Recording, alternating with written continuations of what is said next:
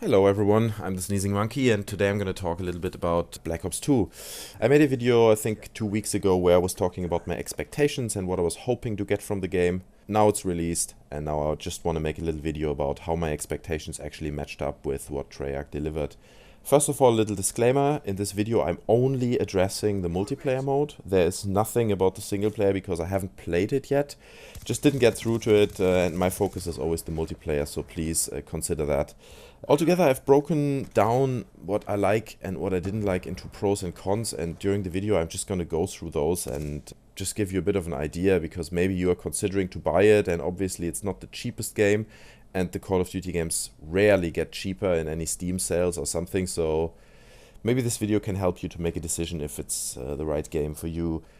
Let me start with the pros, and the very top of my list on the pro list is that this game is faster than the previous games. It's faster than Modern Warfare 3, and that, you know, might be just a pro for me, a pro point, but I really love fast-paced games and I want to basically compare my reaction time with my opponent's reaction time without any lag or any external factors. It's the pure reaction, and that's why I really take kindly to the game being faster. I think that was a great decision. It's not only the moving around with SMGs or something, you're just incredibly fast. It's also how he climbs obstacles. Like you saw just here, the animation is just so smooth and quick. It just doesn't feel like an obstacle anymore, which I think is a great thing. Another very good thing on my pro list is that you can play now every game type in core and hardcore. So you can choose in the beginning, do you want to play hardcore mode or you want to play core? And then you have the full list of all game types that the game provide. And I think that's a really good thing. It still needs to be seen that if in the end all these game types still have a lot of players to them, or if it then kind of scatters into, you know, most people playing Search and Destroy and Team Deathmatch and the other types are kind of empty. But I think it's a good idea with such a huge player base, you know, it's the perfect decision to give them as much flexibility as possible in what they want to play. It's also good, I think, that it's harder to build kill streaks in this game. This kind of ties in with the game being very fast, because if a game is fast, obviously you will die slightly more often. And it's just harder to get the really high kill streaks. And I think that's a good thing just generally for the game. You know, it's not so much air traffic going on and permanently you being killed by some kind of hyper modern weapon attacking you from above. So I think that's a good thing. Another thing I noticed is, in particular in the map called Cargo, they do this thing where they have these container crates standing all across the map, and in the center point they lift them up and move them to other positions, so that means the actual map is flexible. There are basically walls coming in and walls being removed during the running game. That is something we've never seen in Modern Warfare or any other game, besides Black Ops slightly. But I like this idea of a flexible map that changes shape as you play it, and it kind of creates an unexpected experience every time. And I think that's really good. However, the approach is good. The execution is, you know, it's just like 3 or 4 containers in the center of the map that get moved.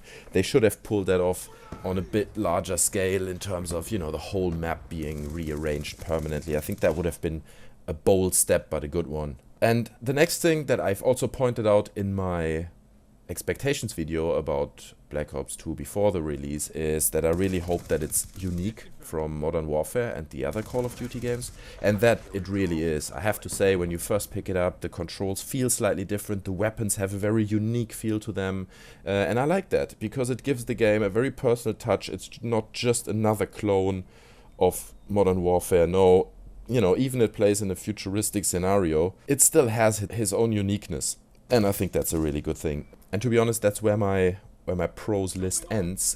There's not much more that I can say positive about this game. Maybe there's stuff coming up in the near future after I've played it a bit more, and then I can give you a bit more insight in what works and where the problems of this game lie. For now, this is my pro list, so which takes me straight to my cons list. All the things that I didn't like too much about it, which starts with the annoying interface. I think the interface that they use in this game, like how you navigate through the menu and how you invite your friends to your lobby and all this kind of basic interface design, is just not as good as it was in Modern Warfare. I have to say, it's a bit clunky and it needs a moment to understand, and it's not very intuitive, and it just felt like they tried to change too much to it, so it takes more time to adapt to it without adding really valuable new features or benefits to it. So it's a bit of a waste, I would say. I'm not a big fan of that. Then before the game came out, I read that they're gonna offer matchmaking as well as dedicated servers, and I was all like, yeah, that's what I want. It's great. Let me choose, you know. And now I can't find the dedicated servers. I've used Google, I've had a look around, but for some reason I just can't find it. So please, Treyarch, can you send me a message? Where are the dedicated servers that you've promised? I would like to play them, because it is always a bit laggy when you play with these automatic matchmaking. You know, it's just not as smooth as a proper server. The biggest issue I have with this game, and I've said that in my previous video, is the frame rate. It doesn't look as good as Modern Warfare, and it runs with much less frames. And that's just something that really bugs me. I mean, what are you guys doing at Treyarch, changing the engine in a way that it takes out the main selling point of this game, which is 60 FPS.